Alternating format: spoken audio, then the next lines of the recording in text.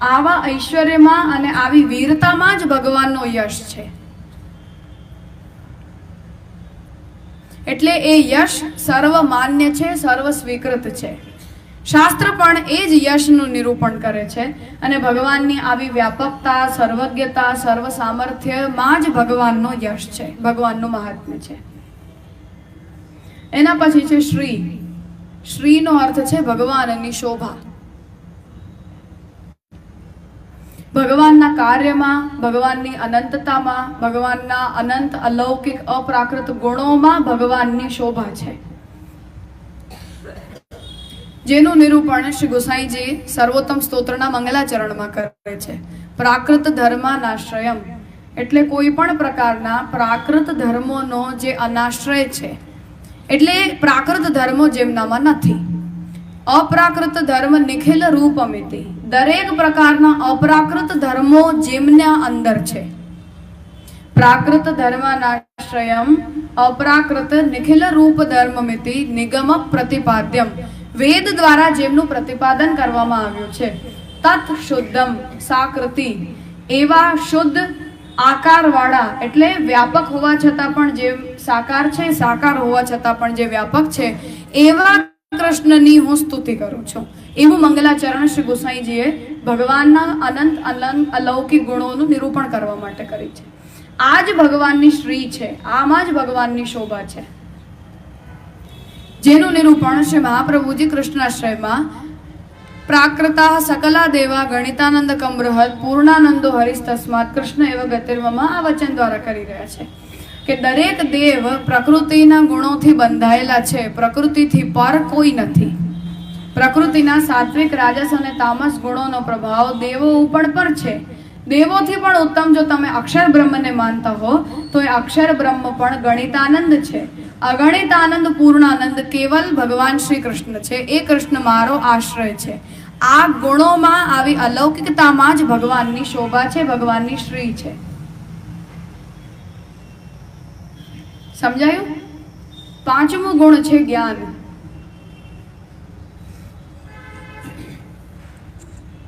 જ્ઞાનનો અર્થ છે કે ભગવાનનું જ્ઞાન અસીમ છે, અનંત છે. જ્ઞાન શબ્દનો અર્થ અહીંયા નોલેજ નથી, પણ ભગવાનની સર્વજ્ઞતા. એવું કંઈ નથી જે ભગવાનના જ્ઞાનમાં ન હોય, ભગવાનના જ્ઞાનનો વિષય ન હોય, ભગવાનની જાણકારીમાં ન હોય. જ્ઞાન શબ્દનો અર્થ અહીંયા નોલેજ નથી. જ્ઞાન શબ્દનો અર્થ આપણે જે અર્થમાં વાપરીએ છીએ એ જ્ઞાન નથી. અહીંયા જ્ઞાન શબ્દનો અર્થ છે ભગવાનની સર્વજ્ઞતા. ભગવાનમાંથી આ જગત પેદા થયું છે, ભગવાન સ્વયં આ જગત રૂપે બન્યા છે. ચર અચર બ્રહ્માંડનો કોઈ પણ પદાર્થ જે છે એ ભગવાનની બહાર નથી, ભગવાનની સીમાની બહાર નથી. એટલે જેમ શરીરમાં પગથી લઈને માથા સુધી આપણા શરીરમાં જે કંઈ પણ થતું હોય એનું જ્ઞાન જે રીતે આપણને હોય, એવી રીતે આખું બ્રહ્માંડ જાણે કે ભગવાનનું શરીર છે. એટલે બ્રહ્માંડમાં જેમ આપણને હમણાં રાજકોટમાં કંઈ બને છે તો એની ખબર આપણને પડે કે મીડિયાને કારણે ટીવીની અંદર આપણે સમાચાર સાંભળતા હોઈએ, જોતા હોઈએ, એટલે ભારતની અંદર શું ચાલી રહ્યું છે એની પણ જાણકારી આપણને હોય. પરંતુ જો એ મીડિયા આપણા પાસે ન હોય અથવા મીડિયાના હોવા છતાં પણ રજે રજની જાણકારી તો છતાં પણ આપણને ન હોઈ શકે.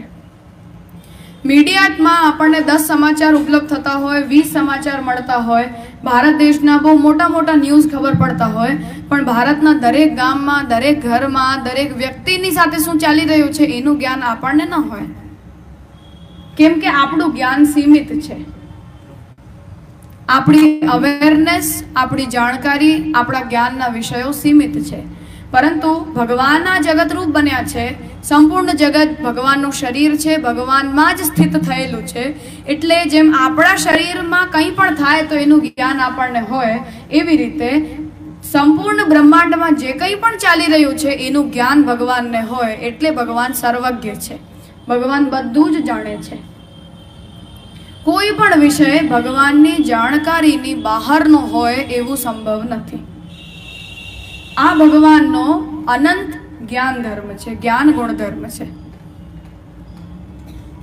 જેવી રીતે પૃથ્વીમાં શું ચાલી રહ્યું છે ચલો ત્યાં સુધીની આપણને જાણકારી હોય, अथवा आ सूर्यमंडल में शुं चाली रह्युं छे त्यां सुधी मनुष्यनी पहोंच छे।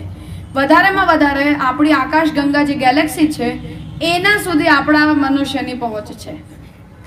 पण भागवते आ वात बहु पहेला कही छे, पण आधुनिक विज्ञान ए कहे छे के संपूर्ण पृथ्वीना जेटला पण दरिया किनारा આપણે પોતાના હાથમાં ખોબામાં દરિયા કિનારાની રેતી લઈએ તો કરોડો રજકણ આપણા હાથમાં હોય। એવી રીતે વિજ્ઞાન એમ કે છે કે આખી પૃથ્વીના જેટલા પણ દરિયા કિનારામાં રહેલા જેટલા પણ રજકણો એનાથી પણ અનંત ગણું બ્રહ્માંડ છે। ભાગવતે આ વાતને બહુ પહેલા કહી છે, વિજ્ઞાન હવે આનો સ્વીકાર કરે છે, પરંતુ આટલા મોટા બ્રહ્માંડમાં આપણી પહોંચ કેટલી ને તમારી વિસાત કેટલી? आटला मोटा ब्रह्मांड में पृथ्वी तो एक बहु नानकड़ो ग्रह है। सूर्यमंडल नी अंदर जोई लो जुपिटर सेटर्न वगैरह ग्रहों आपणा करता केटला मोटा छे। जे धूमकेतुओ पृथ्वीनी बाजुमांथी पसार थाय छे एमनी माप केटलुं मोटुं छे। आज एक धूमकेतु पृथ्वीने भटकाई जाए तो जे पृथ्वी में आपणे रही रहीने आपणी जिंदगीना आगळ ने पाछळ ने वर्ष 100 वर्षों 25 वर्षों आटली गंभीरताथी विचार करीए छीए ए पृथ्वी एक क्षणनी अंदर खत्म थई जाए ने आटला मोटा ब्रह्मांड में ए पृथ्वी रही के न रही ए नोटिसेबल इश्यू पण नथी। जेम आटला मोटा भारत देश में रहनारा आटला करोड़ों पब्लिक में एक जणो मर्यो के 4 जणो मर्या, 10 जणा जन्म्या के 20 जणा मर्या, आनी केटली विसात! आ समाचार केटली मोटी समाचार कहेवाय। परिवार माटे मोटी बात छे, चलो समाज माटे मोटी बात छे, पण भारतना करोड़ों नागरिकों में एक जीवननी ने एक मृत्युनी किंमत केटली? एवी रीते आटला मोटा ब्रह्मांडनी अंदर आपणी किंमत शुं ने ए ब्रह्मांड में आपणी पहोंच केटली, आपणुं ज्ञान केटलुं, आपणा ज्ञानना विषय केटला? एटली सीमित ज्ञान, एटलुं सीमित विचार शक्ति आपणी ने एनी सामे आटला मोटा ब्रह्मांड ने धारण करनारा छतां पण ए ब्रह्मांड करता पण अनंत एवा भगवान एमनुं ज्ञान अने एमनी सर्वज्ञता केटली? आ ज्ञान गुणधर्म असीमित अनंत अमाप गुण ज्ञाननो ए भगवाननो गुणधर्म छे।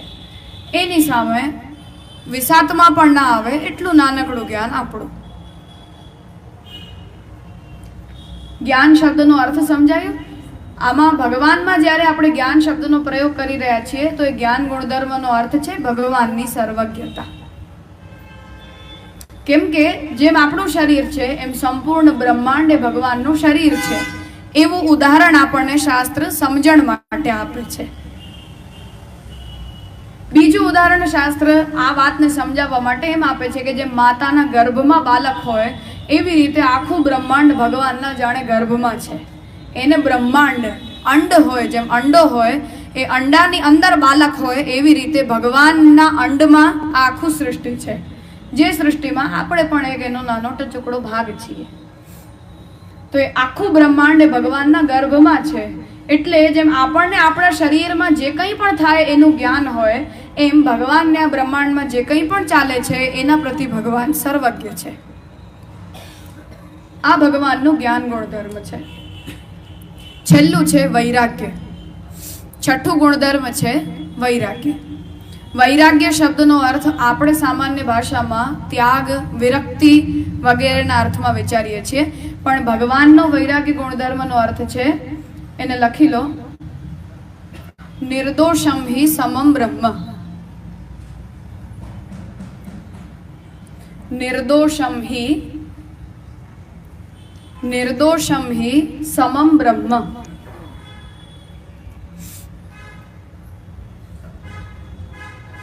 एटले भगवान निर्दोष छे केम के भगवान ने दरेक मां समत्वनी बुद्धि छे।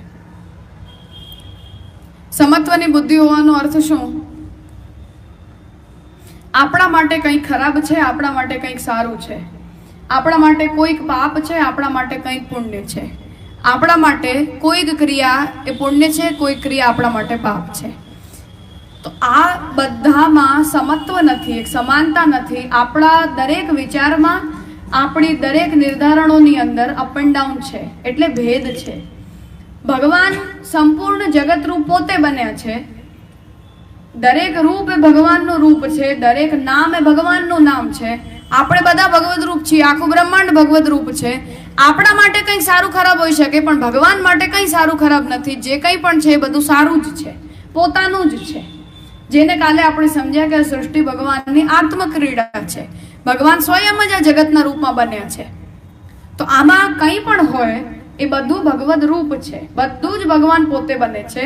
એટલે ભગવાનને દરેક પદાર્થમાં ભગવાનની સમત્વની બુદ્ધિ છે. દરેક બધું જ ભગવાન માટે સરખું જ છે. લીલા માટે ભલે ભગવાન કોઈકની નિંદા કરતા હોય, કોઈની પ્રશંસા કરતા હોય, કોઈકનો પક્ષ લેતા હોય, કોઈના પક્ષને છોડતા હોય, આ બધું લીલા માટે કરે અલગ વાત છે. બાકી દરેકની બુદ્ધિને પ્રેરણા ભગવાન જ આપે છે. દરેક જીવ રૂપે ભગવાન પોતે જ બન્યા છે. એટલે ચોરી પણ ભગવાન કરાવે, અને જેના ઘરમાં ચોરી થાય એ બંને પણ વ્યક્તિ પોતે જ છે. મારે પણ ભગવાન છે, અને માર ખાય તો એ પણ ભગવાન પોતે જ એ રૂપમાં બન્યા છે. એટલે દુર્યોધન હોય કે અર્જુન હોય, વિદુરજી હોય કે ભીષ્મ હોય, દુશાસન હોય કે દ્રૌપદી હોય, પાંડવો હોય કે કૌરવો હોય, જીવ સહજ ભાવથી ભગવાન માટે દરેક જીવ સમાન છે. જેને ગીતામાં ભગવાન કહે છે સમોહમ સર્વભૂતેષુ, દરેક ભૂતો મારા માટે સમાન છે. કેમ કે એ દરેક રૂપ કોનું? ભગવાનથી અલગ તો કંઈ છે જ નહીં. એવું કોઈ વસ્તુ જ નથી કે જે ભગવાનથી ભિન્ન હોય, ભગવાનથી અલગ હોય. તો કોનામાં ભગવાન ભેદભાવ કરે, કોની સાથે ભગવાન પક્ષપાત કરે? લીલા માટે કરતા હોય અલગ વાત છે. બાકી બ્રહ્મ પક્ષના વિચારથી આ બધું જ ભગવાન પોતે બન્યા છે. એટલે ભગવાન માટે બધું સમાન છે. આ ભગવાનનું વૈરાગ્ય છે. એટલે વસ્તુતઃ ભગવાનથી ભિન્ન, ભગવાનથી સ્વતંત્ર જો કંઈ હોય જ નહીં, તો સારું ખરાબ, ઊંચ નીચ આ બધા જ પ્રકારના ભાવો ભગવાનમાં નથી. ભગવાન માટે દરેક જીવ સમાન છે. કેમ કે દરેક જીવ એ ભગવાનનું ગ્રહણ કરેલું પોતાનું જ રૂપ છે. ભગવાનથી સ્વતંત્ર નથી, ભગવાનથી અલગ નથી. આ 6 ગુણો જેમનામાં છે એને ભગવાન કહેવાય છે.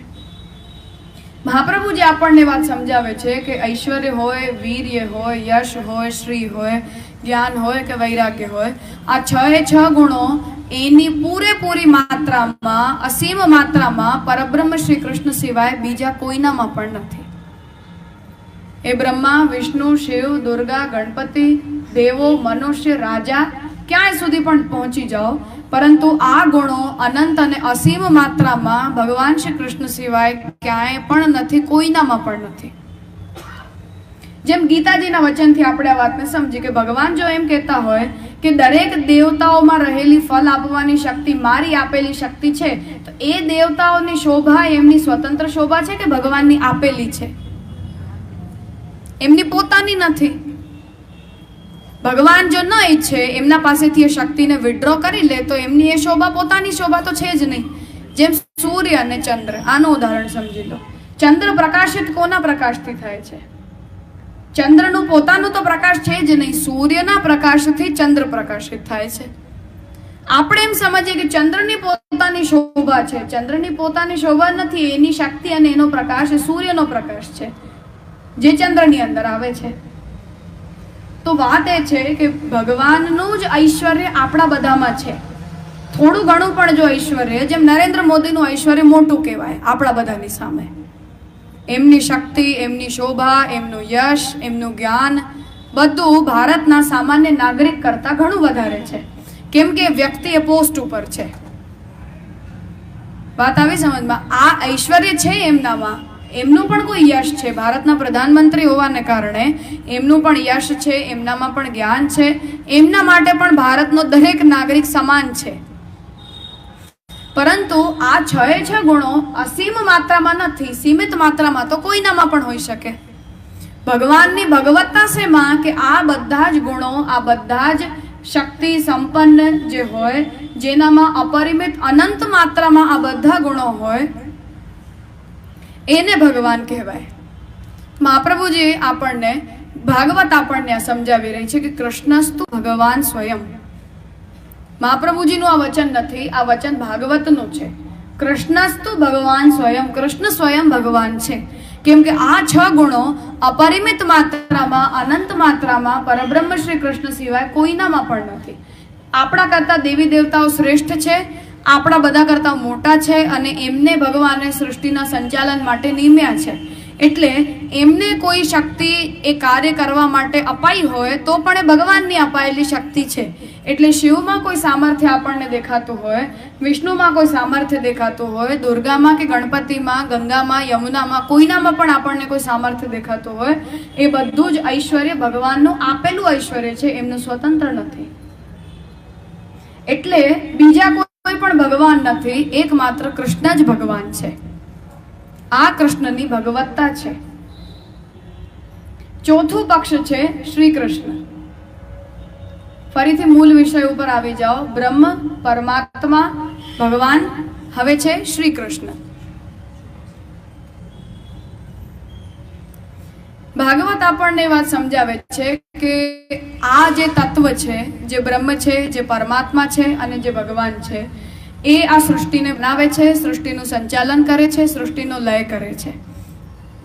એ જ સંચાલક, પાલક કે ઉત્પત્તિ કરતાને જ્યારે એવી ઈચ્છા થાય કે મારા બનાવેલા જગતની લીલાની અંદર હું પણ એક પાર્ટ બનું, હું પણ એ જોવા જાઉં કે જગત શું છે, કેવી રીતે ચાલે છે, મને પણ એ જગતની અંદર આવવું જ છે, તો અવતરિત થઈને જ્યારે એ આપણી વચ્ચે આ બ્રહ્માંડની અંદર પોતાના રચેલા જગતની અંદર પ્રકટ થાય છે, ત્યારે એમને અવતાર કહેવાય છે. એ અવતાર 24 અવતારો છે. રામ પણ એક અવતાર છે, પરશુરામ પણ એક અવતાર છે, મત્સ્ય, કચ્છપ વગેરે પણ અવતાર છે. મહાપ્રભુજી આપણને એ વાત સમજાવે છે કે બધા જ ભગવાનના અવતારો છે. કોઈને કોઈ કાર્યને સંપન્ન કરવા માટે ભગવાન સ્વયં અવતરિત થાય છે, પણ પોતાની બધી જ શક્તિ સંપન્ન થઈને ભગવાન જ્યારે પ્રકટ થયા છે એ એકમાત્ર કૃષ્ણ અવતાર છે. અન્ય બધા અવતારોમાં ભગવાન પોતાની બધી શક્તિ, પોતાના બધા સામર્થ્યને પ્રકટ નથી કરતા. કોઈક કાર્ય કરવા માટે પ્રકટ થાય તો એક શક્તિ સાથે પ્રકટ થાય. પોતાની દરેક શક્તિ, પોતાનું સંપૂર્ણ સામર્થ્ય ભગવાન દરેક અવતારમાં પ્રકટ નથી કરતા, પરંતુ કૃષ્ણાવતારમાં ભગવાન પોતાની બધી જ શક્તિ, સામર્થ્ય સાથે પ્રકટ થયા છે. એટલે આ અવતારીનો અવતાર છે, આ કેવલ અવતાર નથી. અવતારી એટલે જે અવતાર ધારણ કરે છે, અવતાર એટલે જે પ્રકટ થયો છે. મહાપ્રભુજી આપણને સમજાવે છે કે જેમ પરશુરામજી છે, પરશુરામજીનો અવતાર ભગવાને ધારણ કર્યું જ્યારે ક્ષત્રિયો બેકાબુ બની ગયા, ક્ષત્રિયો પોતાના ધર્મને ચૂકી ગયા, ત્યારે ક્ષત્રિયોનો નાશ કરવા માટે ભગવાન પરશુરામજીના રૂપમાં પ્રકટ થયા. હવે એ પરશુરામજીના રૂપમાં ભગવાન પોતાના કેવલ વીર્ય ગુણધર્મની સાથે પ્રકટ થયા છે. બીજા બધા ગુણોને ભગવાને છુપાવ્યા છે, ત્યાં એ ગુણોને પ્રકટ નથી કર્યા. એને અંશાવતાર કહેવાય છે. કોઈ એક શક્તિ સાથે કોઈ એક કાર્ય કરવા માટે જ્યારે ભગવાન પ્રકટ થાય ત્યારે પોતાની બધી શક્તિ અને પોતાના પૂરેપૂરા સામર્થ્યને ભગવાન પ્રકટ નથી કરતા. એટલે અન્ય બધા અવતારો એ ભગવાનના અંશાવતાર છે, પરંતુ શ્રી કૃષ્ણના રૂપમાં ભગવાન પોતાની બધી જ શક્તિ, સામર્થ્યની સાથે પ્રકટ થયા છે. એટલે એ અવતારીનો થયેલો અવતાર છે. વાત આવી સમજમાં? જે અવતાર ગ્રહણ કરે છે એ સ્વયં પોતાની બધી શક્તિ સાથે પ્રકટ થયા છે, એટલે એ અવતારીએ ધારણ કરેલો અવતાર છે. એ શ્રી કૃષ્ણ છે. પાંચમું પક્ષ છે સ્વસેવ્ય.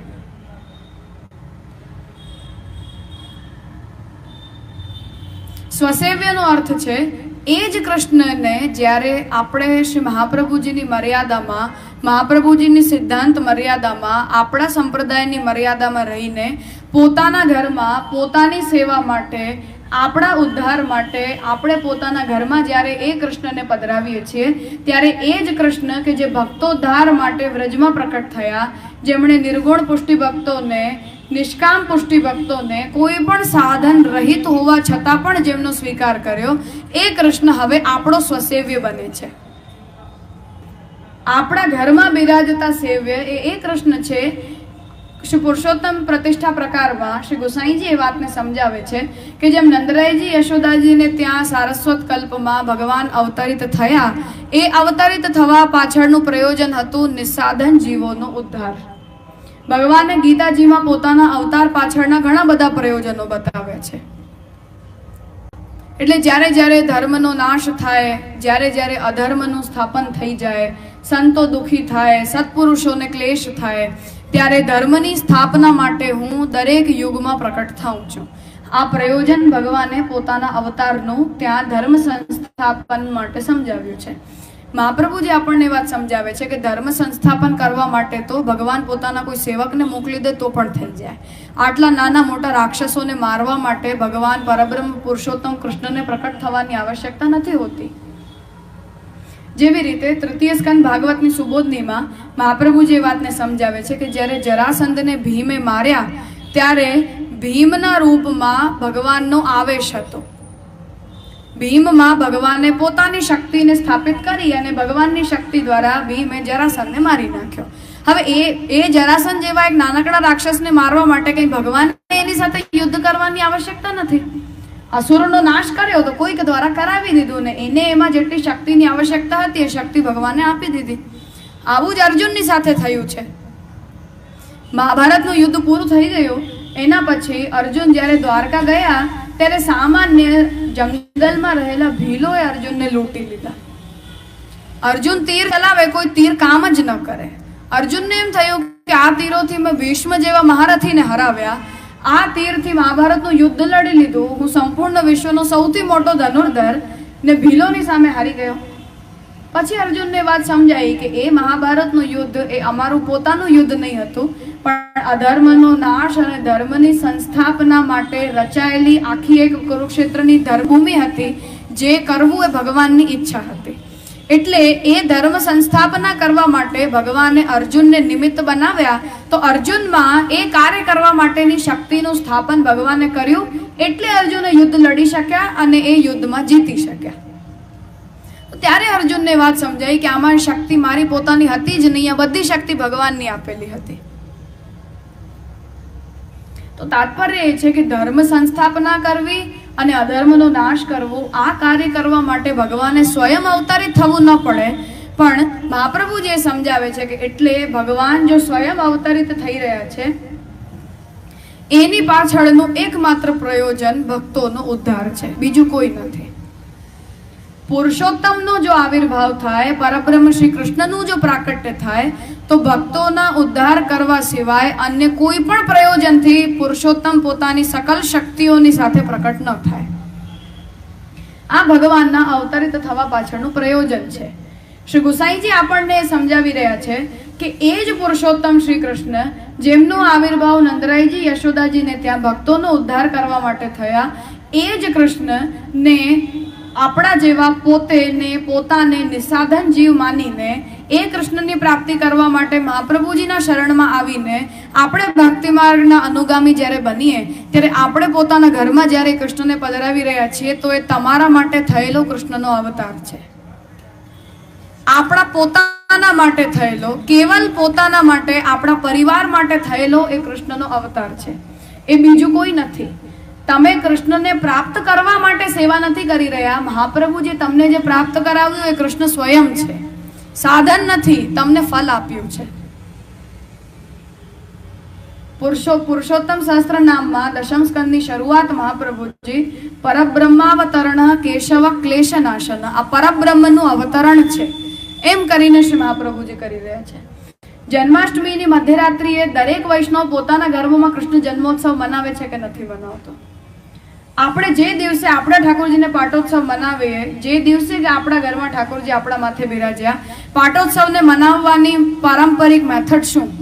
જન્માષ્ટમી જેટલો જ સેવાનો ક્રમ અને એઝ ઇટ ઇઝ ઠાકોરજીના શૃંગાર, વસ્ત્ર, સામગ્રી, સેવાનો પૂરેપૂરો ક્રમ. શું કારણ?